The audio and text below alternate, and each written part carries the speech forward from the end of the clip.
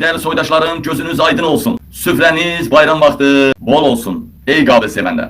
Nihayet ki İlham Əliyevin sonuncu tutacak dalı Yahudi lobisi İsrail ve Trump İlham Əliyev'i yerden yere vurdu. Kardeşler, Trump neynədi? Trump 2 saat Netanyahu ile danıştı. Bəli, orada İran'ı vurmaq qərarı aldılar. Bəli. Açıkça bəyanat verdiler ki, İran xalqı seçimini eləsin, ya bu mövcud rejimi, bu dini rejimi rədd eləsin, ya da İran'ı vuracağıq. Sessiz kalırsınızsa bu dini rejimden, İran hakimiyyətindən razılıq əlaməti deməkdir. Və İran küçələri doldu, daşdı və dolmaqda üsyanlar davam eləməkdədir. Ancaq bu İranla Netanyahu, Trump'u başqa məsələdir. Daha doğrusu bəlkə də bu məsələnin İlham Əliyevə bir dəxli var və yaxud dəxli yoxdur. Bütün hallarda Trump vergi risumu 200% tətbiq elədi.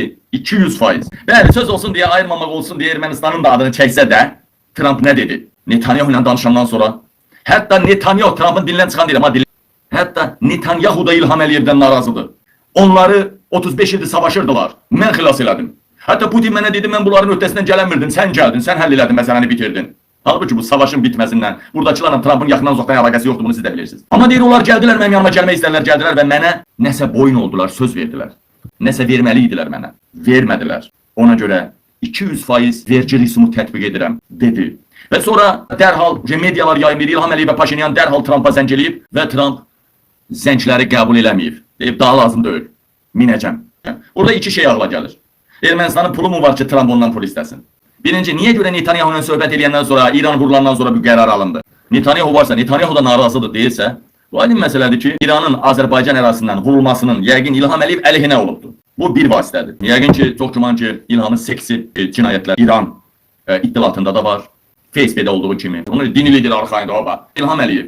Bu dünyanın böyük ailələri, Rothschild, Rockefeller, Astor, Soros, Kral, Charles ailələri İlham Əliyevin qələmini qırdılar. Amma nə billah idisə bu Rabilər İlhamdan əl çəkmədi bir müddət. İlhamı o dal kimi tutub saxlamışdı. Amma o dal qopdu. O dal Trump idi. İlham Əliyevin sonuncu tutunacağı dal. Mən dəli olmuşdum buradan. Mən biz Yahudiləri sevən. Mən Yahudi xalqını sevən birisi kimi. Mən Netanyahu'ya qarşı birinci dəfə danışdım, bir iki dəfə. Düz eləmir İlham Əliyevə dəstək verir. Artıq mən danışmayacağam. O qədər də. Çünki niyə? Netanyahu artıq Trump'dan danışdı.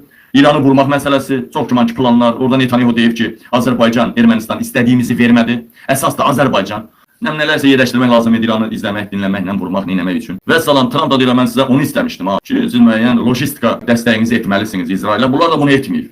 Trump İlhama desə götüyü də ver, götünü də verər. O da qalmışdı ki, 10 milyard istəsin, nəsə istəsin. Nə danışırsınız? Trump'ın əlində deyilmi? Bir dənə düyməni basıyla Amerikada İlham Əliyevin 10 milyardlarla yatırımı var. Sıraz ələ keçirəcək. Mingəçevir elektrik stansiyasında partlayış olubdu. Daha doğrusu, həmin bir bölməni partladıblar.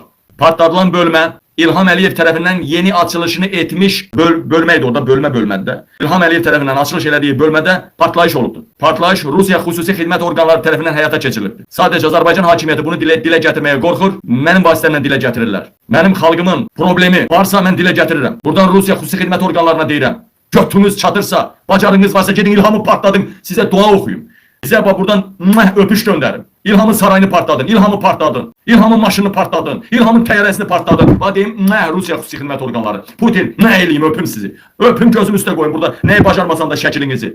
Yoxsa o stansiyanı partladacaqsan, İlham açılışının sonuncu dəfə eləyim, nə olsun ki? Həm xalqım işıqsız qalacaq. Bacarınız var, İstanbulda getdiniz Erdoğan'ın ofisinə, Facebook cumdu, güllələdilər, polislər də öldürdülər ha. Erdoğan'ın ən vacib iş adamını götürdülər, atasını girov götürürlər ha. Bax elə eləyin. İlhamı gəlin girov götürün, Mehribanı girov götürün. Deyim əla, Rusiya, Kefələ, Putin, sən qardaşsan, sən çıxdaşsan, sən nə bilim yaxşı hərəkət elədin, diktatorun bir poxunun birini təmizlədin. Elə bir ki dərman atdın, o dərman adına nə deyirlər, o atırsan, göt qurdun təmizləyir ha. Elə bir ki Putin dərman atsın, o götündəki o diktatora qurtlar təmizlənsin də. Əraziyə baxış zamanı başqa partladılmamış partlayıcılar da olubdu. Baxaq. Bax gör nədir? İşçi deyir ha, mən demirəm ha, mən demirəm ha. Bax oranın, Qresin işçisi deyir, bax. Partlayış oldu deyir, bax. Partlayış oldu deyir, bax. Alın. Qresdə partlayış oldu. Çocuğun nətər oldu. Bu səfər yenə işıqsız qalacaq. Bütün Azərbaycan xalqı işıqsız qalacaq yəqin ki. İndi yaxşı sual ortaya çıxır. Əvvəl də belə bir hal olmuşdu, partlayış olmamışdı, bir də yanğın olmuşdu, partlayış yox. Bütün aparatlara, xəstəxanalarda aparatlara qoşulan hamı ölmüşdü. Yüzlərlə adam, bəlkə də minlərlə adam öldü. Gizlətdilər. Yalandan dedilər, 5-10 nəfər ölüb. Gizlətdilər. Böyük bir skandal oldu ki, niyə xəstəxanalarda işıq, bildiniz də divizoklar yoxdur. Yəni işıq keçəndə avtomatik işə düşməlidir. Aparatlar. Saryaka ilə işləyən var, nə bilim nə ilə işləyən var, benzinlə işləyən var, hər nə ilə. İndi yaxşı. Siz bunu xəstəxanalarda olan bu çatışmamazlığı təmin eləmisinizmi? Eşek bir dəfə palçığa batır, İlham neçə dəfə batacaq?